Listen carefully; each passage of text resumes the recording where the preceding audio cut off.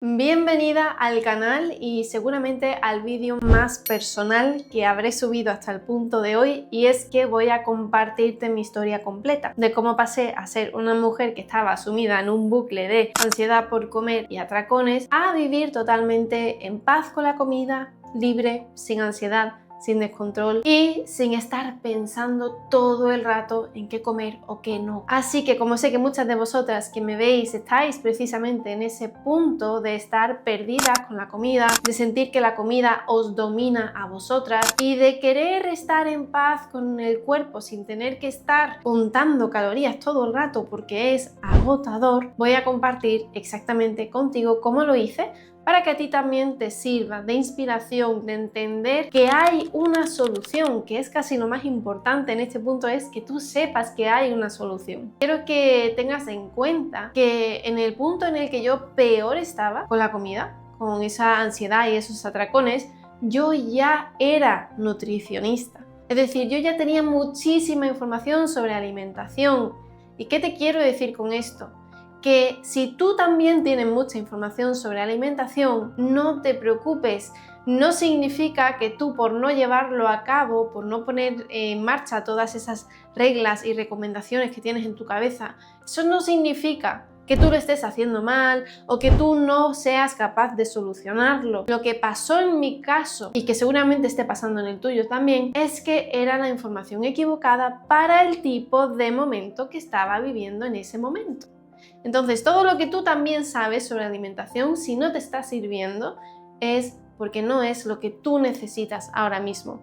Y en el vídeo de hoy lo vas a entender. Muchas personas me preguntan que si yo venía de tener problemas de sobrepeso o que por qué yo hablo de que yo tuve problemas de comida, y no fue por ahí la cosa. Tenemos que entender que los problemas de comida no tienen nada que ver con el peso. El peso puede ser una consecuencia, pero hay muchos problemas de comida que no se ven en la talla. Y este era el caso. De hecho, mis problemas con la comida empezaron de pequeña, aunque yo en ese momento no sabía que era un problema. Y es que mi madre era muy restrictiva con la comida, en el sentido de que solo podía comer dulces en días muy concretos. Las galletas, por ejemplo, solo podía comer 3 galletas los viernes. Y entonces, yo, que me encantaban los dulces, acababa comprándomelos a escondidas. Iba al kiosco del colegio, compraba cosas y las escondía en el armario y después iba comiendo tranquilamente a lo largo de la semana. Ahí ya empecé a desarrollar una conducta que es un poco rara, que es comer a escondidas. Pero te das cuenta a lo largo de la vida después que muchos niños hacen eso cuando sus padres intentan controlarle con la comida. Y ahí empezó todo. Al menos en mi caso. Cuando llegué a la adolescencia, mis padres empezaron a viajar mucho, a trabajar fuera.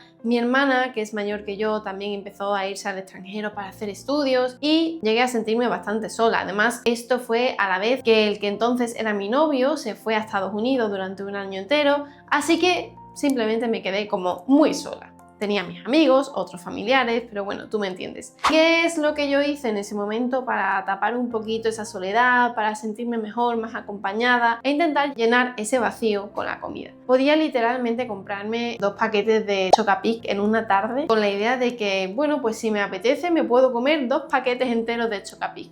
Por suerte no me cabían los 2, me cabría medio o uno, ¿no? Pero te puedes imaginar el dolor de barriga, la culpa, pero especialmente a partir de ahí empezaron a desarrollarse patrones cada vez más y más peligrosos. Porque llegué a la adolescencia y me di cuenta de que estas ganas de comer dulce me podrían llevar a un punto de sentirme mal con mi cuerpo, ya no solo a nivel de barriga, de que me doliese la barriga, sino a nivel de engordar.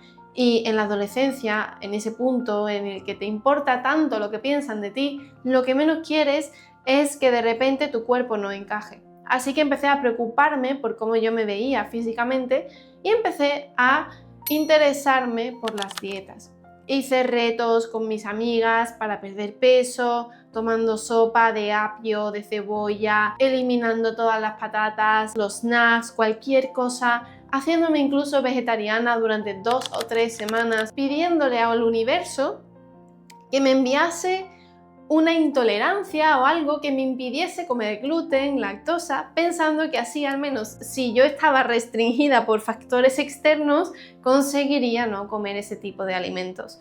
Es totalmente absurdo ahora que lo pienso, pero así pensaba yo cuando tenía 16 años. Total, que estuve en esa fluctuación de ganar, de perder peso y finalmente cuando ya me tocó elegir qué es lo que yo quería estudiar, pues identifiqué que había una carrera que se llamaba Nutrición Humana y Dietética y decidí estudiarlo, con la esperanza de que al saber muchísimo sobre alimentación yo me convirtiese en una persona que tiene su alimentación sana, estructurada, equilibrada y siempre con una salud estupenda. Lo que yo no sabía es que ahí es donde todos los problemas que yo ya venía sembrando anteriormente explotarían. ¿Por qué? Porque estudiar nutrición, aprender sobre calorías, sobre técnicas de pérdida de peso, obviamente me incentivó a aplicar todo esto en mi vida, a aplicar restricción tras restricción, tras dieta, tras restricción, tras ayuno, tras todo lo que aprendía en mi vida, en mi día a día. La obsesión por la comida se disparó. Hubo un periodo inicial de un año y medio, donde conseguí, a base de fuerza de voluntad, comer muy poquito. Hasta el punto que en mi entorno me decían, oye, ¿qué te está pasando? Que tienes ya un brazo muy delgado. Un reloj que si hoy día me lo pongo, pues se me quedaría bastante ajustado. En ese momento me quedaba enorme. Tenía el brazo delgadísimo, el brazo y por supuesto que todo lo demás. Y a pesar de que, bueno, a mi entorno le empezó a llamar la atención, nadie realmente pensó que fuera un problema. Pero por suerte, yo sí sabía que podía convertirse en un problema. Así que decidí pararlo, decidí no hacer tantas restricciones y empezar a comer. ¿Y qué es lo que pasó? Que entonces, como yo venía de un periodo de restricción absoluta, de comer muy poquito, al abrir la veda, al darme permiso, me fui al otro extremo, me fui al extremo del descontrol, de comer mucho.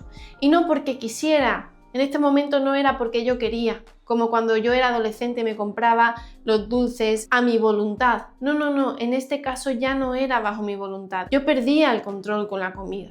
Sin quererlo, acababa comiendo mucho más de lo que yo podía mantener y sostener en mi estómago. Entonces me refugié en el ayuno intermitente, porque dije, bueno, si cada vez que como mucho, voy a reducir el número de veces que como y comprimirlo en un horario muy pequeñito a lo largo del día. ¿Me funcionó? Bueno, pues para darme un poco de paz mental, pero el dolor de barriga era el mismo, el peso seguía aumentando, la autoestima la tenía por los suelos, llegué incluso a cambiar mi imagen por completo, rapándome, escondiendo mi cuerpo en prendas más grandes. Llegué incluso a sentirme como muy perdida a nivel de identidad.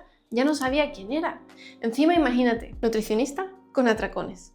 Nutricionista que no sabe controlarse. Nutricionista que no tiene fuerza de voluntad. Nutricionista que se supone que es la figura que más sabe sobre alimentación, que mejor come, y yo estaba haciéndolo todo lo contrario.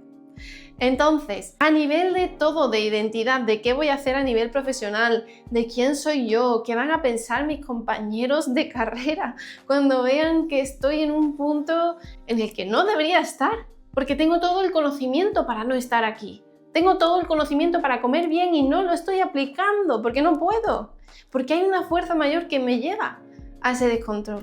En fin, crisis, no hay otra palabra para el momento en el que yo viví en ese momento. Esto fue por ahí por 2018. Por ponerte en contexto, una parte importante también en todo este momento de intentar buscar soluciones más allá de las restricciones, di con un movimiento que se llama Movimiento Real Fooding. El Movimiento Real Fooding es uno donde se promueve que únicamente hay que comer comida real, comida muy poco procesada y que hay que tratar de evitar los alimentos ultraprocesados.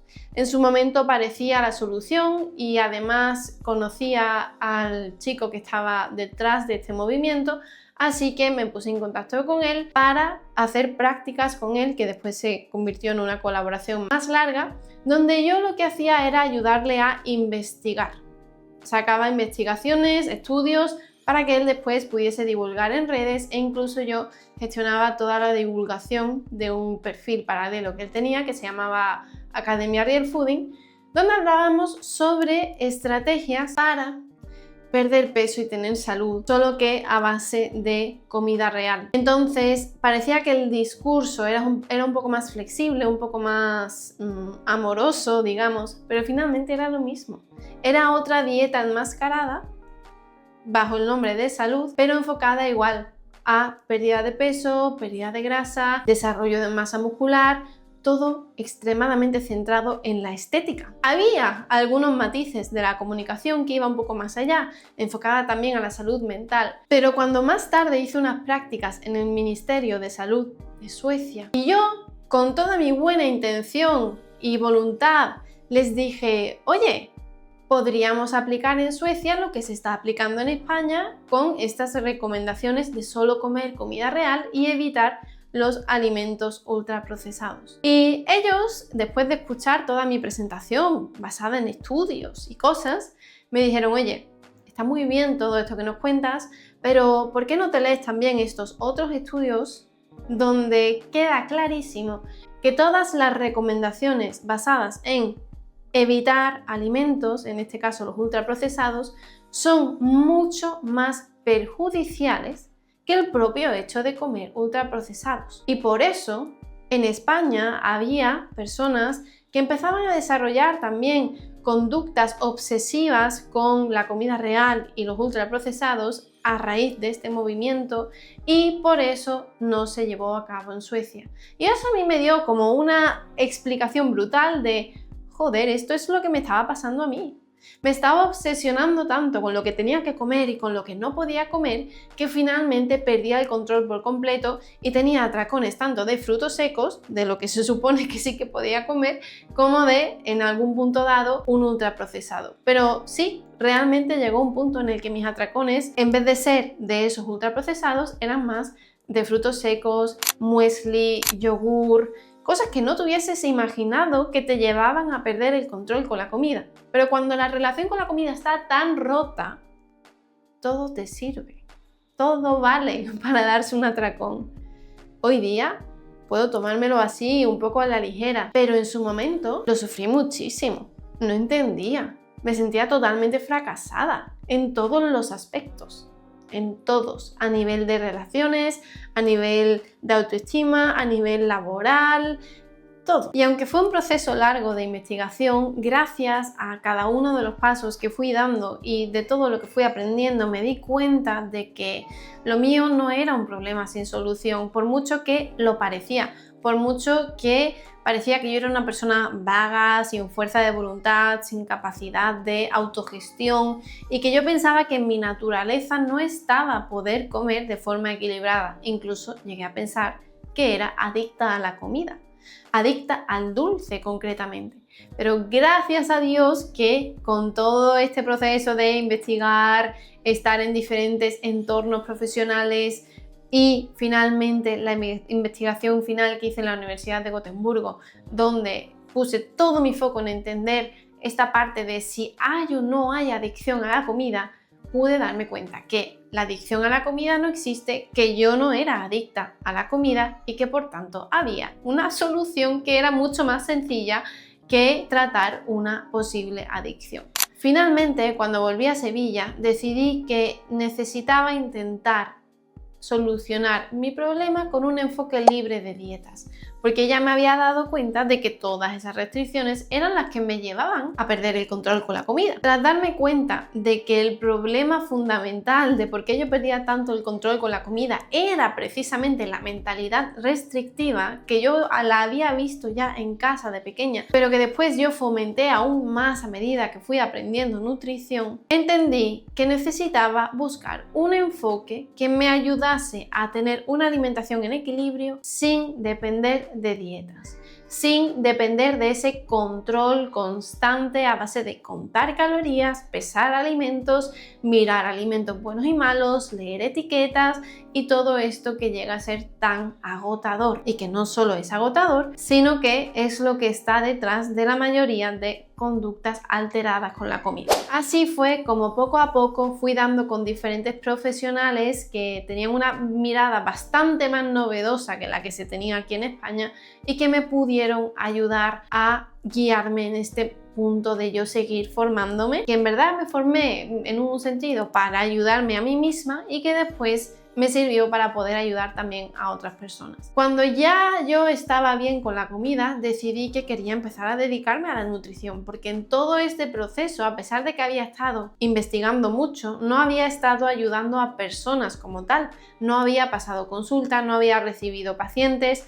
porque yo me sentía muy incoherente recibiendo pacientes si la única solución que podía ofrecerles era dietas, sabiendo que las dietas no funcionan. Así que decidí no dedicarme a ello. Pero cuando yo ya estaba bien, pues abrí esa puerta a, oye, voy a ayudar a las personas que están en un punto en el que yo estaba, que también necesitan un enfoque diferente y que por suerte yo ahora conozco. Y así fue como poco a poco fui construyendo el programa Mina, que es con el que hoy día ayudo a mujeres a liberarse de la ansiedad por comer y de los atracones, a volver a sentirse bien con su cuerpo, sintiéndose en equilibrio con la comida sin depender de esa restricción constante. Y poco a poco, a medida que yo me fui sintiendo bien y segura con mi alimentación y que vi que este nuevo enfoque podía ayudar también a otras personas, decidí que iba a empezar a ofrecerlo. Y así fue como nació el programa Mina. Mi primer paciente, le recuerdo perfectamente, era un chico joven de 26 al que le habían recomendado cirugía bariátrica. Y él estaba realmente posponiendo el momento de empezar a cuidarse, de empezar a comer mejor, porque se negaba simplemente a hacer dieta, no quería. Pero en el momento en el que le dije, oye, puedo ayudarte a hacerlo sin dieta, dijo, venga, voy a dar un paso de fe, de confianza y voy a hacer esto. El proceso fue brutal y aunque yo en mis procesos y acompañamientos jamás pongo el foco en el peso, es cierto que en su caso le hacía falta reducir peso y carga porque no podía andar de lo que le dolían los pies. Y en el punto en el que dejó el programa,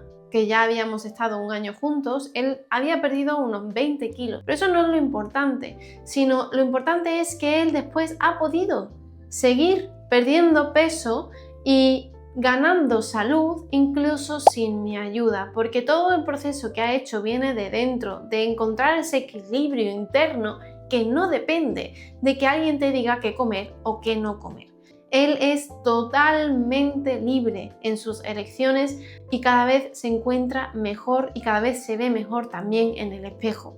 Si tú ahora le ves, irradia felicidad, autoestima, seguridad, ha cambiado su postura, es increíble el cambio cuando viene de dentro. Y no solo nos quedamos ahí, por supuesto, esta fue la primera persona a la que ayudé, pero a raíz de ahí, de ver que realmente funcionaba y podía servir, ya lo hemos ido expandiendo, hemos ayudado ya a decenas y decenas y decenas de mujeres, cada una con sus ritmos, porque aquí no hay nada estandarizado, cada una necesita una ayuda muy concreta en base al punto en el que está.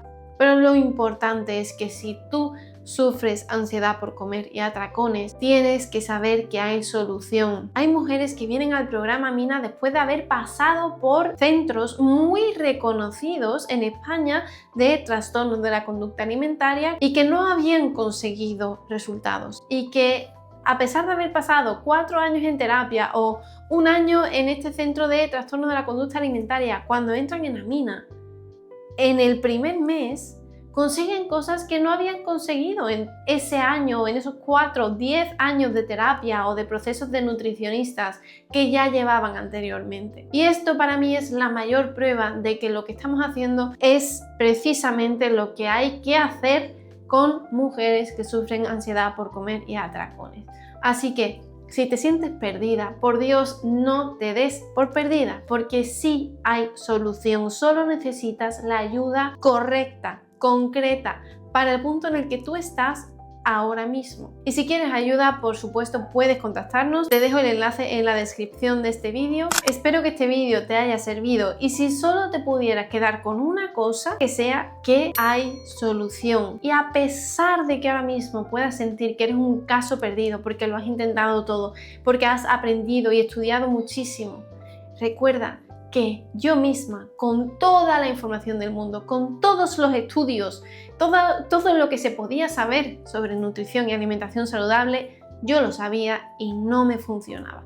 Necesitas algo diferente, pero la solución está ahí, existe. Y ahora, si eres nueva en este canal, no te vayas sin suscribirte, que vamos a seguir hablando y profundizando en todo este mundo de la ansiedad por comer y de los atracones para que tú también lo puedas solucionar. Seguiremos con nuevos vídeos, así que suscríbete ahora mismo, ya sabes el porqué de lo que hago y cómo estamos ayudando a otras mujeres, así que si quieres seguir conociéndonos más, suscríbete y nos vemos en el próximo vídeo.